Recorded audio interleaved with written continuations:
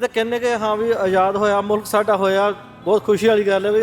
ਪਰ ਉਹਦੇ ਨਾਲ ਸਾਨੂੰ ਇਹ ਗੱਲ ਵੀ ਨਹੀਂ ਕਦੀ ਭੁੱਲਣੀ ਚਾਹੀਦੀ ਕਿ ਉਸ 15 ਅਗਸਤ ਵਾਲੇ ਦਿਨ ਸਾਡੇ ਪੰਜਾਬ ਦੀਆਂ 20 ਲੱਖ ਲਾਸ਼ਾਂ ਜਿਹੜੀਆਂ ਦਫਨ ਹੋਈਆਂ, ਧੀਆਂ ਭੈਣਾਂ ਦੀਆਂ ਇੱਜ਼ਤਾਂ ਲੁੱਟੀਆਂ ਗਈਆਂ, ਉਹ ਪਰਿਵਾਰਾਂ ਨੂੰ ਪੁੱਛ ਕੇ ਦੇਖਿਆ ਜਾਵੇ ਨਾ ਉਹਨਾਂ ਦੇ ਦਿਲ ਤੇ ਕੀ ਬੀਤਦੀ ਹੈ।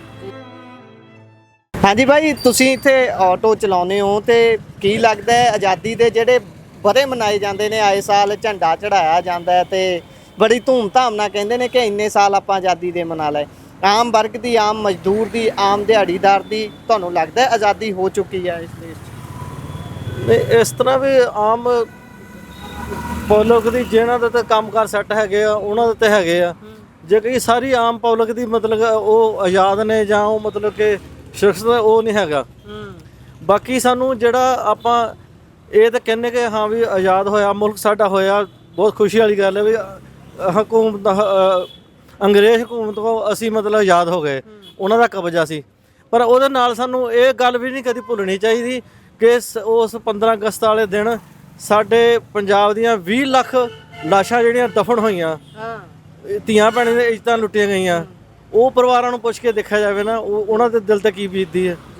ਸਾਨੂੰ ਇਹ ਮਨਾਉਣ ਦੇ ਨਾਲ 15 ਅਗਸਤ ਮਨਾਉਣ ਦੇ ਨਾਲ ਸਾਨੂੰ ਉਹ ਗੱਲ ਵੀ ਯਾਦ ਰੱਖਣੀ ਉਜਾੜਾ ਹੋਇਆ ਕਿ ਉਹ ਜਿਹੜੇ ਪਰਿਵਾਰ ਵਿਛੜ ਗਏ ਅੱਜ 70 ਸਾਲ ਬਾਅਦ ਵੀ ਉਹ ਮਿਲ ਰਹੇ ਨੇ। ਤੇ ਇਹ ਚੀਜ਼ਾਂ ਵੀ ਸਾਨੂੰ ਨਾਲ ਕਾਊਂਟ ਕਰਨੀਆਂ ਚਾਹੀਦੀਆਂ ਕਿ ਉਹ ਸਾਡੀਆਂ ਧੀਆਂ ਭੈਣਾਂ ਦੀਆਂ ਇੱਜ਼ਤਾਂ ਲੁੱਟੀਆਂ, ਫਿਰ ਉਹਨਾਂ ਨੂੰ ਬਾਅਦ ਕਤਲ ਕਰ ਦਿੱਤਾ ਗਿਆ। ਭਾਈ ਨਾ ਭਾਈ ਲੜਾਤਾ, ਹਿੰਦੂ ਮੁਸਲਮ ਸਿੱਖ ਈਸਾਈ ਜਿਹੜੇ ਭਾਈ ਸੀ ਉਹਨਾਂ ਤੇ ਵੰਡੀਆਂ ਪੈ ਗਈਆਂ। ਹੁਣ ਜਦੋਂ ਪਾਕਿਸਤਾਨ ਇਹ ਨਹੀਂ ਸੀ ਬਣਿਆ ਉਦੋਂ ਮੁਸਲਮਾਨ ਤੇ ਇਹਨਾਂ ਪੰਜਾਬੀਆਂ ਦੇ ਆਪਸ ਵਿੱਚ ਕਿੰਨਾ ਭਾਈਚਾਰਾ ਸੀਗਾ, ਮਿਲ ਵਰਤਣਾ, ਵਿਆਹ ਸ਼ਾਦੀਆਂ ਸਾਰਾ ਇਕੱਠੇ ਸੀ। ਅੱਜ ਵੀ ਇੰਟਰਵਿਊਆਂ ਆਉਂਦੀਆਂ ਨੇ, ਉਹ ਦੱਸਦੇ ਨੇ ਸਾਡਾ ਫਲਾਨਾ ਪਿੰਡ ਸੀ, ਫਲਾਨਾ ਪਿੰਡ ਸੀ। ਉਹ ਮੈਂ ਪਿੱਛੇ ਸੁਣ ਰਿਹਾ ਸੀਗਾ ਸਾਡੇ ਆਪਣੇ ਕਪੂਰ ਪਿੰਡ ਵਾ ਜੰਡੂ ਸਿੰਘ ਆ, ਇਹ ਸਾਰੇ ਉਹਨੇ ਨਾਂ ਲਏ, ਉਧਰ ਪਾਕਿਸਤਾਨ ਵਿੱਚ ਸੀ।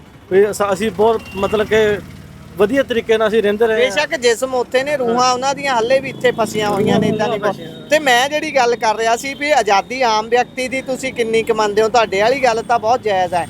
ਦਫ਼ਤਰਾਂ ਦੇ ਵਿੱਚ ਜਦੋਂ ਇੱਕ ਮਜ਼ਦੂਰ ਕੰਮ ਕਰਾਉਣ ਦੇ ਲਈ ਜਾਂਦਾ ਹੈ, ਉਹਨੂੰ 4-4 5-5 ਦਿਹਾੜੀਆਂ ਤੋੜਨੀਆਂ ਪੈਂਦੀਆਂ, ਜਿਹਦੇ ਨਾਲ ਸਵੇਰ ਨੂੰ ਕੰਮ ਤੇ ਜਾਣਾ ਤਾਂ ਸ਼ਾਮ ਨੂੰ ਘਰੇ ਰੋਟੀ ਪੱਕਣੀ ਆ। ਉਹ ਵਿਅਕਤੀ ਵੀ ਜਦੋਂ ਉਲਝ ਜਾਂਦਾ ਇਹਨਾਂ ਸਾਰਿਆਂ 'ਚ, ਉਦੋਂ ਲੱਗਦਾ ਵੀ ਆਪਾਂ ਆਜ਼ਾਦੀ ਮਾਣ ਰਹੇ ਹਾਂ। ਇਹ ਗੱਲ ਡਿਪੈਂਡ ਕਰਦੀ ਆ ਜਿਹੜਾ ਮਤਲਬ ਕਿ ਉਸ ਅੱਗੇ ਜਿਹੜਾ ਅਫਸਰ ਆ ਜਾਂ ਕੋਈ ਕਲਰਕ ਆ ਜਾਂ ਕਿੱਦਾਂ, ਉਹਦਾ ਨੇਚਰ ਕੀ ਆ। ਕਿਉਂਕਿ ਸਾਰੇ ਬੰਦੇ ਵੀ ਇੱਦਾਂ ਦੇ ਨਹੀਂ ਕਿ ਜਿਹੜਾ ਮਤਲਬ ਕਿ ਕਿਸੇ ਮਜ਼ਦੂਰ ਨੂੰ ਕਹਿਣ ਵੀ ਉਹਦੇ ਗੇੜੇ ਪਾਉਣ ਜਾਂ ਉਹਨੂੰ ਧੱਕੇ ਖਾਣੇ ਪੈਂਦੇ ਹੋਣ।